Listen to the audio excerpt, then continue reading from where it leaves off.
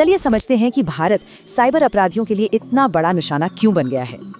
सीधे शब्दों में कहें तो जब कोई क्राइम टेक्नोलॉजी की मदद से हो तो वो साइबर क्राइम है। ये वो चीजें हैं जो आजकल हम सब देख रहे हैं, पेमेंट स्कैम से लेकर खतरनाक फेक लिंक्स तक। और इसकी वजह लोगों की लापरवाही नहीं, बल्कि देश की बढ़ती डिजिटल ताकत है।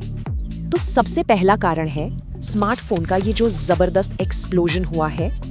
सोचिए, 90 करोड़ से ज्यादा स्मार्टफोन यूजर्स, जिनमें से कई पहली बार इंटरनेट इस्तेमाल कर रहे हैं। और यही बात क्रिमिनल्स जानते हैं, क्योंकि नए यूजर्स को टारगेट करना सबसे आसान होता है।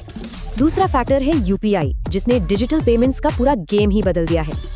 यूपीआई की स्पीड जितनी बड़ी ताकत है, उतनी ही बड़ी कमजोरी भी। 10 सेकंड की गलती और पैसा गया। अब आते हैं तीसरे कारण पर, जो असल में भारत की एक बहुत बड़ी खूबी भी है। और इस वजह से स्कैमर्स के लिए लाखों लोगों तक पहुंचना बहुत ही सस्ता और आसान हो गया है। चौथा और शायद सबसे बड़ा कारण टेक्नोलॉजी में नहीं, बल्कि हमारी साइकोलॉजी में छिपा है।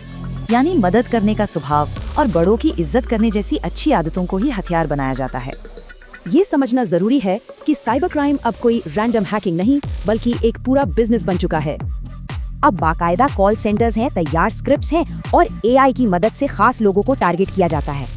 तो सबसे जरूरी बात यह है कि असली खतरा असल में टेक्नोलॉजी में है ही नहीं। सिस्टम या सॉफ्टवेयर को हैक करने से बहुत पहले इंसान के भरोसे और डर को हैक किया जाता है। तो ये एक बड़ा सवाल है, क्या डिजिटल दुनिया में हमारा भरोसा ही हमारा सबसे बड़ा दुश्मन है?